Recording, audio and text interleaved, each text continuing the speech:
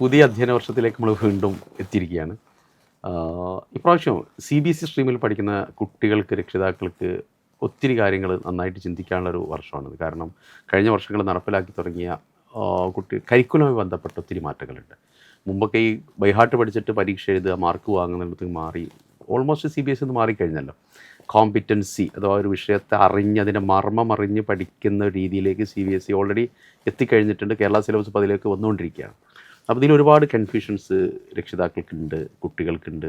എങ്ങനെയാണ് നമുക്ക് അതൊന്ന് ക്ലാരിഫൈ ചെയ്ത് കൊടുക്കാൻ പറ്റുക? സാർ ചോദിച്ച ചോദ്യം കറക്റ്റാണ്. കാരണം ഇപ്പോൾ ഈ കാണാതെ പഠിക്കുക, നമ്മൾ പഴയ കാലത്ത് പഠിച്ചിരുന്നത് ടീച്ചർ ക്ലാസ് എടുക്കും, അത് നേരെ നോട്ട് ബുക്കിൽ എഴുതും. ആ നോട്ട് ബുക്ക് നമ്മൾ വീട്ടിൽ പോയി നിന്നിട്ട് കാണാതെ പഠിക്കും, പിറ്റേ വന്നിട്ട് പരീക്ഷ എഴുതും. ഈ ഒരു സിസ്റ്റമായിരുന്നു പഴയ ചോദ്യോത്തരങ്ങൾ കാണാതെ പഠിക്കുക. അതിൽ പ്രധാനപ്പെട്ട ചോദ്യങ്ങൾ ഇതാണെന്ന് IP എന്ന് എഴുതിയിട്ട് നമ്മൾ IP എഴുതി വെക്കുക. ഈ സാധനം മാറി പിന്നെ റോട്ട് മെമ്മറൈസേഷനിൽ മാറിയിട്ടത് കോമ്പിറ്റൻസി ബേസ്ഡ് എഡ്യൂക്കേഷനിലേക്ക് വന്നു എന്നുള്ളതാണ് വലിയ കോമ്പിറ്റൻസി. എങ്ങനെ കുറച്ചുകൂടി ലളിതമായിട്ട് രക്ഷിതാവിന് മനസ്സിലാവുന്ന രീതി ഞാൻ പറഞ്ഞുതരാം. അപ്പം ഞാൻ പാട്ട് കാണാതെ പഠിക്കുന്ന ഒരാളാണ്. ഒരുപാട് പാട്ട്, ഇപ്പോൾ ഉദാഹരണത്തിൽ നമ്മൾ പറയും സംഗീതമോടെ തിരുസ്വർഗനർക്ക് കഞ്ചത്തെ സുന്ദരഹൂറുനിസ ചിത്തിരമൊത്തൊരു തങ്കത്തെ പിങ്കതിരുന പിമ്പഴങ്കതിരോന്നൻ മഞ്ചത്തെ, ഇങ്ങനെ വരികൾ കേട്ടിട്ടുണ്ടോ? സംഗീതപാട്ടില് ഈ പാട്ട് ശരിക്കും ഇതിൻ്റെ അർത്ഥം എന്താണെന്ന് നമുക്കറിയില്ല, അതിൻ്റെ കോൺസെപ്റ്റ് ഒന്നും അറിയില്ല, കോണ്ടെക്സ്റ്റും അറിയില്ല. കാണാതെ പഠിച്ചു വെച്ചിട്ടുണ്ട്. പല ബദർഗിസ പാട്ടുകളും മാപ്പിളപ്പാട്ടുകളും അങ്ങനെ കാണാതാണ്. ഇനി തമിഴ് പാട്ടുകൾ നമ്മുടെ കുട്ടികൾ കാണാതെ പഠിച്ചു വെക്കുന്നില്ല, അർത്ഥം അറിയാതെ. അങ്ങനെ കാണാതെ പഠിച്ചു വെക്കുന്ന തന്നെയാണ് റോട്ട് മെമ്മറൈസേഷൻ. നമ്മൾ സ്കൂളിൽ പഠിച്ച പല കോൺസെപ്റ്റുകൾ അങ്ങനെയാണ്. ഞാനിപ്പോൾ അടുത്ത് ടീച്ചേഴ്സിൻ്റെ ഇൻ്റർവ്യൂവിൽ ചോദിച്ചതാണ്, തുങ്കമാം വാനിൻ ചോട്ടിയിലാണ് എൻ്റെ വിദ്യാലയം. തുങ്കമാം എന്ന് പറഞ്ഞതിൻ്റെ അർത്ഥം എന്താണെന്ന് ചോദിച്ചു. നമ്മളൊക്കെ മലയാളികളല്ലേ, മലയാളത്തിലായ പോലെ പല ആളുകൾക്കും അത് അർത്ഥം കിട്ടുന്നത്. അതിൻ്റെ അർത്ഥം അത് മനസ്സിലാക്കുന്നത് നമ്മളത് കാണാതെ പഠിക്കുന്നു. ഈ നോട്ട്ബുക്കിൽ എഴുതി വെച്ചത് കൃത്യമായിട്ട് എഴുതുന്നു. ആ എഴുതിയത് കാണാതെ പഠിച്ച IP എന്ന് എഴുതി പരീക്ഷയ്ക്ക് പോയിട്ട് നമ്മൾ പഠിക്കുന്നു, മാർക്ക് കിട്ടുന്നു, 98, 99, 100 മാർക്ക് വാങ്ങി പാസ്സാവും. അതല്ലാതെ റിയൽ ലൈഫ് കോണ്ടെക്സ്റ്റിൽ ഒരു കുട്ടിയുടെ യഥാർത്ഥ ജീവിതത്തിൽ ആ കുട്ടി പഠിക്കുന്ന അറിവ്, നോളേജ് എങ്ങനെ ഉപയോഗിക്കാം, അപ്ലൈ ചെയ്യാം, അതിന് സ്കില്ലാണ് വേണ്ടത്. ആ സ്കില്ല് ഉണ്ടാകുമ്പോഴാണ് കോമ്പിറ്റൻസി ഉണ്ടാവുള്ളൂ. അപ്പോൾ ഈ പഠിച്ച അറിവിനെ ഒരു പ്രായോഗിക സാഹചര്യത്തിൽ കൊണ്ടുവരാനുള്ള കുട്ടീൻ്റെ കഴിവുണ്ടോ എന്നാണ് ചെക്ക് ചെയ്യുന്നത്. അപ്പോൾ ക്വസ്റ്റ്യൻസ് ഒക്കെ എവിടുന്ന് വരാം? ക്വസ്റ്റ്യൻസ് ടെക്സ്റ്റ് ബുക്കിൽ നിന്ന് പറഞ്ഞ സാധാരണ രീതിയിൽ പഴയ കാലത്ത് ടെക്സ്റ്റ് ബുക്കിൻ്റെ ബാക്കിൽ ഇങ്ങനെ ക്വസ്റ്റ്യൻസ് കൊടുത്തിട്ടുണ്ടാവില്ലേ? ഇനി ആ പരിപാടി ഉണ്ടാവില്ല. അതിന് ക്വസ്റ്റ്യൻസ് ഒക്കെ ചിലപ്പോൾ ടെക്സ്റ്റ് ബുക്കിൽ കാണാം, പക്ഷെ ആ ക്വസ്റ്റ്യൻസ് കാണാതെ പഠിച്ചു പോയാൽ മാത്രം കുട്ടി പാസ്സാവില്ല. ആ കുട്ടിയുടെ അതിങ്ങനെയാണ് കൃത്യമായിട്ട് പറയുന്നത്. റിയൽ ലൈഫിലെ കോണ്ടെക്സ്റ്റിലും അതല്ലെങ്കിൽ അൺഫെമിലിയർ കോണ്ടെക്സ്റ്റിലും വേറൊരു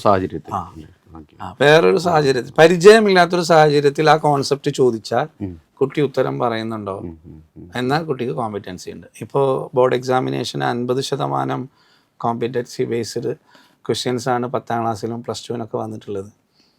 ആ കുട്ടി കാണാതെ പഠിച്ച കുട്ടികൾക്ക് പരീക്ഷ എഴുതുമ്പോൾ ഇനി അടുത്ത വർഷം അത് വീണ്ടും കോമ്പിറ്റൻസി കൂടിക്കൊണ്ടിരിക്കുകയാണ്. ഇപ്പോൾ രക്ഷിതാവ് ശ്രദ്ധിക്കേണ്ടത് നോട്ട്ബുക്കിൽ കൃത്യമായി എഴുതി പഠിപ്പിക്കുകയല്ല, പകരം ആ കുട്ടി ആ പഠിപ്പിക്കുന്ന കോൺസെപ്റ്റ് കിട്ടിയിട്ടുണ്ടോ എന്ന് ഉറപ്പുവരുത്തലാണ്. അത് പ്രധാനമായിട്ടും ഭാഷയിലും ഗണിതത്തിലായിരിക്കും കൂടുതൽ. അത് ഭാഷയിലും ഗണിതത്തിലും ചെറിയ ക്ലാസ്സുകളിൽ അങ്ങനെ നമ്മൾ ഫൗണ്ടേഷണൽ ലിറ്ററസി ആൻഡ് ന്യൂമറസി എന്ന് പറയും. അത് പിന്നെ NEP-യുടെ 2ാമത്തെ ചാപ്റ്ററാണ്. 2ാം ക്ലാസ് വരെയൊക്കെയുള്ള കാലത്ത് അത് ഉറപ്പുവരുത്തണം. അവിടെയും ഒരു പ്രശ്നമുണ്ട്. ഈ പറഞ്ഞതുപോലെ പുസ്തകം നോക്കിയിട്ട് വായിച്ചിട്ട് കാണാതെ പഠിക്കുന്നതല്ല, പകരം പുറത്തിറങ്ങി കുട്ടി കാണുന്ന സാഹചര്യത്തിൽ നിന്ന് ആ പഠിച്ചത് മുഴുവൻ ഉപയോഗിക്കുന്നുണ്ടോ? ഇതാണ് കോമ്പിറ്റൻസി എന്ന് പറഞ്ഞാൽ. ഇങ്ങനൊരു മാറ്റം വരുന്നു. അപ്പോൾ സ്വാഭാവികമായിട്ടും കുട്ടികൾക്ക് മാർക്ക് കുറയും, പരീക്ഷയിൽ മാർക്ക് ആദ്യം കുറയും. കാര്യം ഇതുവരെ പഠിച്ചു വന്ന പാറ്റേണിൽ നിന്ന് മാറിയിട്ട് കുട്ടിയുടെ കുറച്ച് അനലിറ്റിക്കൽ തിങ്കിങ്ങും വിശകലന ബുദ്ധി, റീസണിങ് ഒക്കെ ഉപയോഗിച്ചിട്ട് വരുമ്പോഴേക്ക് ചിലപ്പം കുട്ടികൾക്ക് സമയം തികയില്ല. പിന്നെ എഴുതാനുള്ള ഭാഷ ഉണ്ടാവുക എന്നുള്ളത് വളരെ പ്രധാനപ്പെട്ട ഒരു സംഗതിയാണ്. ബൈഹാർട്ട് പഠിച്ചാൽ ഭാഷൻ്റെ ആവശ്യമല്ലോ, നേരെ അതുകൊണ്ട് റീപ്രൊഡ്യൂസ് ചെയ്താൽ മതി. അത് അങ്ങനെയാണ്. അത് വേറെ ഉദാഹരണങ്ങൾ പറയാം. നമ്മളിപ്പോൾ കത്തെഴുതാൻ 10ാം ക്ലാസ്സിലൊക്കെ ലെറ്റർ ഇംഗ്ലീഷിലൊക്കെ ഉണ്ടാവുമല്ലോ. അപ്പോൾ നമ്മുടെ ടീച്ചർ എന്താണ് പഴയ കാലത്ത് ചെയ്തിരുന്നത്? ഒരു കത്ത് തരും, പ്രസിഡന്റിനായിരിക്കും അല്ലെങ്കിൽ പഞ്ചായത്ത് പ്രസിഡന്റ്, എന്നിട്ട് അത് മാറ്റിയിട്ട് അവിടെ നമ്മൾ പ്രധാനമന്ത്രിക്കാണെങ്കിൽ മാറ്റുക, എന്നിട്ട് ഈ കോണ്ടന്റ്. അപ്പൊ സ്വന്തമായിട്ടൊരു കത്ത് എഴുതാനുള്ള കപ്പാസിറ്റി കുട്ടിക്ക് ഉണ്ടാവും. ഒരു കോണ്ടന്റ് ക്രിയേറ്റ് ചെയ്യാൻ കുട്ടിക്ക് പറ്റണം. ഇപ്പൊ അങ്ങനെ എഴുതിയാൽ മാർക്ക് കിട്ടില്ല, സ്വന്തമായിട്ട് ക്രിയേറ്റ് ചെയ്യണം. Very good. അപ്പൊ അങ്ങനെ രക്ഷിതാക്കൾക്ക് എന്ത് ചെയ്യാൻ പറ്റും ഇതിൻ്റെ അകത്ത്? രക്ഷിതാക്കൾ ആദ്യം ചെയ്യേണ്ടത് ഈ സിസ്റ്റത്തെ മനസ്സിലാക്കുക എന്നുള്ളതാണ്. വന്ന മാറ്റം എന്താണ്? കാരണം ഇപ്പോഴും പല സ്കൂളുകളിലും രക്ഷിതാക്കൾ ആദ്യം പോയിട്ട് ചോദിക്കുക, പിന്നെ മാർക്കില്ല, എൻ്റെ കുട്ടിക്ക് മാർക്കില്ല, ചോദ്യത്തിൽ എഴുതി കൊടുത്തില്ല, നോട്ട്ബുക്ക് എഴുതിയതിൽ ചോദ്യോത്തരം കൃത്യമായിട്ട് എഴുതി കൊടുത്തിട്ടില്ല, അത് ഇമ്പോർട്ടൻ്റ് അടയാളപ്പെടുത്തി കൊടുത്തിട്ടില്ല, എന്നാലല്ലേ എൻ്റെ കുട്ടിക്ക് മാർക്ക് കിട്ടുള്ളൂ. ആ നോട്ട്ബുക്കിൽ എഴുതിയ ചോദ്യങ്ങളിൽ നിന്ന് ഒരു ചോദ്യം പോലും ചോദിച്ചിട്ടില്ല. ഇതൊക്കെയാണ് രക്ഷിതാവ് ഇപ്പോൾ പറയുന്ന പരാതി. അത് ആദ്യം രക്ഷിതാവ് തിരിച്ചറിയേണ്ടത് അങ്ങനെയല്ല കുട്ടി പഠിക്കേണ്ടത് എന്നുള്ളതാണ്. ഇപ്പം നേരത്തെ നമ്മൾ സൂചിപ്പിച്ച കോമ്പിറ്റൻസി ബേസ്ഡ് എഡ്യൂക്കേഷൻ എന്ന് പറഞ്ഞ സാധനം ഉണ്ടല്ലോ, അത് എങ്ങനെയാണ് എന്നുള്ളത്, ഈ പറഞ്ഞത് എന്താണെന്നുള്ളത് രക്ഷിതാവ് മനസ്സിലാക്കണം. എന്നിട്ട് അങ്ങനെ കുട്ടിയെ അസസ് ചെയ്യാൻ രക്ഷിതാവ് വളരണം. കാരണം രക്ഷിതാവിനും അസസ് ചെയ്യാനുണ്ട് പുതിയ കാലഘട്ടത്തിൽ. അസസ്മെൻറ്റിൽ HPC വന്നിട്ടുണ്ടല്ലോ, holistic progress card. Holistic progress card. അതിൽ 4 പേരാണ് അസസ് ചെയ്യുന്നത്. ഒന്ന് ടീച്ചർ, 2 കുട്ടി സ്വയം സെൽഫ് അസസ്മെൻറ്റ്, മൂന്നാമത്തെ ആൾ പിയർ അസസ്മെൻറ്റ്, 4മത്തത് രക്ഷിതാവിൻ്റെ അസസ്മെൻറ്റ്. അപ്പോൾ അതിൽ 3 ബിഗിനർ, അഡ്വാൻസ്ഡ്, പ്രൊഫഷണൽ, ഇങ്ങനെ 3 ലെവലുകളാണ് ഉണ്ടാവുക. ഇത് കുട്ടിക്ക് ഈ പഠിക്കേണ്ട കരിക്കുലർ ഗോള് കിട്ടിയോ എന്നുള്ളത് കൃത്യമായി രക്ഷിതാവും കൂടി അസസ് ചെയ്യണം. അപ്പോൾ ആദ്യം തന്നെ എൻ്റെ കുട്ടി എല്ലാത്തിലും പെർഫെക്റ്റ് ആണ്, ഒക്കെ പ്രൊഫഷൻ്റ് ആണ് എന്ന് പറഞ്ഞിട്ട് കൊടുത്തു കഴിഞ്ഞാൽ കുട്ടിക്ക് യഥാർത്ഥത്തിൽ ക്വാളിറ്റി ഉണ്ട്. അപ്പോൾ കുട്ടിയെക്കുറിച്ചുള്ളൊരു ധാരണ, എൻ്റെ കുട്ടി ഇത്രയേ ഉള്ളൂ അല്ലെങ്കിൽ ഇത്രയേ ഉണ്ട് എന്നുള്ള റിയലിസ്റ്റിക് ആയ ഒരു ധാരണയും അപ്രോച്ചുമാണ് രക്ഷിതാവിൻ്റെ അടുത്തുനിന്ന് വരേണ്ടത്. അപ്പോൾ സ്കൂളും വീടും ഒരേ അലൈൻമെൻറ്റിൽ ഈ വിഷയത്തിൽ പോകേണ്ടതുണ്ട്. കാരണം ചിലപ്പോൾ സ്കൂളിൽ കറക്റ്റ് CBSEയുടെ ഗൈഡ്ലൈൻസ് വെച്ചിട്ട് പഠനവും അസസ്മെൻ്റ് ഒക്കെ നടക്കുന്നുണ്ട്. പക്ഷെ ഇത് മനസ്സിലാക്കാതെ രക്ഷിതാവ് പോയിട്ടുണ്ടെങ്കിൽ ക്രൈസിസിലാവുക കുട്ടിയായിരിക്കും. കുട്ടിയെ മാത്രമല്ല ടീച്ചേഴ്സും ക്രൈസിസിലോ. മുന്നേ പഠിപ്പിച്ച ടീച്ചർ നല്ല മാർക്ക് ഉണ്ടായിരുന്നു, ഇപ്പോൾ മാർക്കില്ല കുറ്റപ്പെടുത്തൽ.